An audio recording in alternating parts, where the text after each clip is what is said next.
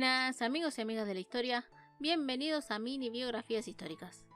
En este video conoceremos un poco de la vida de un príncipe oyezad otomano que tuvo un trágico destino parecido a lo del príncipe Mustafa, hijo de Suleimán el Magnífico.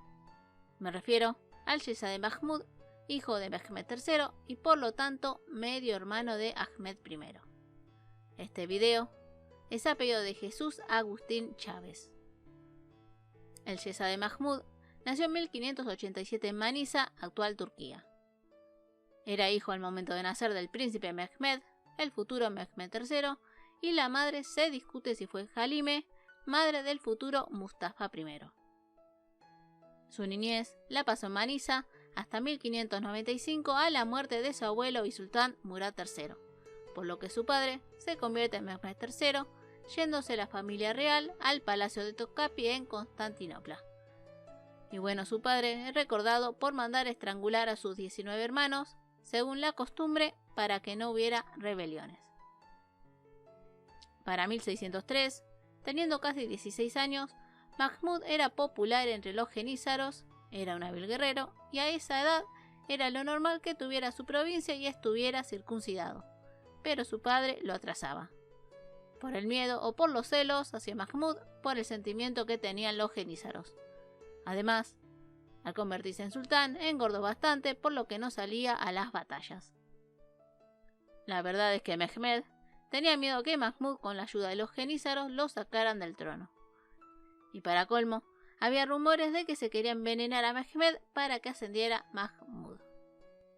Todo este pensamiento seguramente también fue gracias a la valí de Sultán Safiye, que prácticamente manejaba al sultán como quería.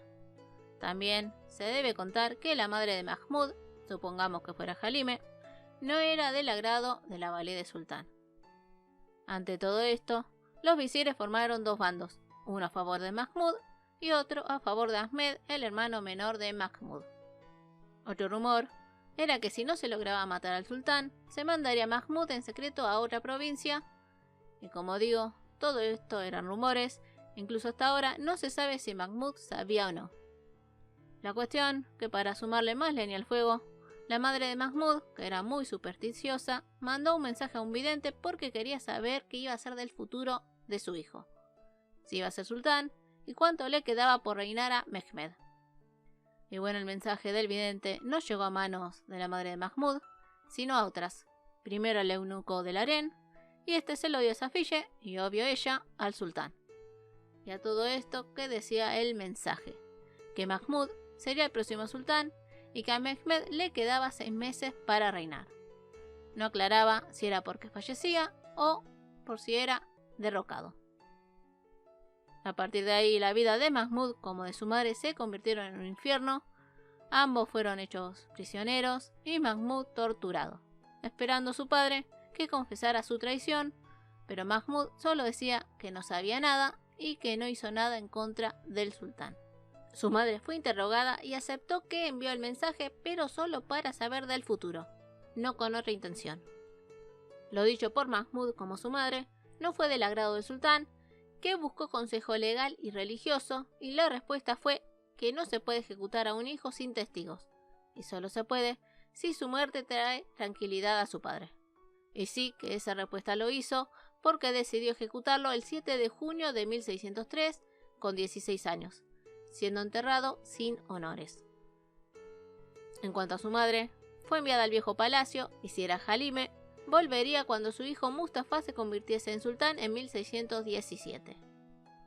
Al final el vidente tenía razón. Mehmed III falleció a los 6 meses de haber ejecutado a Mahmud en diciembre de 1603, ascendiendo a Ahmed I, que a pesar de ser muy pequeño, dio la orden de hacerle una mejor tumba a Mahmud y se lo enterró en la mezquita de Yezades en Constantinopla, y mandó al viejo palacio a Safiye. El príncipe Mahmud, a partir de su muerte, entró en la categoría de los príncipes más amados por los genízaros, entre los que está también el príncipe Mustafa, hijo de Suleimán. Bueno, ¿ustedes conocían a este príncipe? Sí, ¿no? Aparece brevemente en la novela La Sultana Kosen o Kosen la Sultana como recuerdos de Ahmed. Si saben algo más, me gustaría que lo comentaran. Espero les haya gustado el video. No se olviden su like y de compartirlo, así más personas conocen a este príncipe y se enamoran de la historia. Les mando un muy fuerte abrazo y nos vemos en el próximo video. Besos.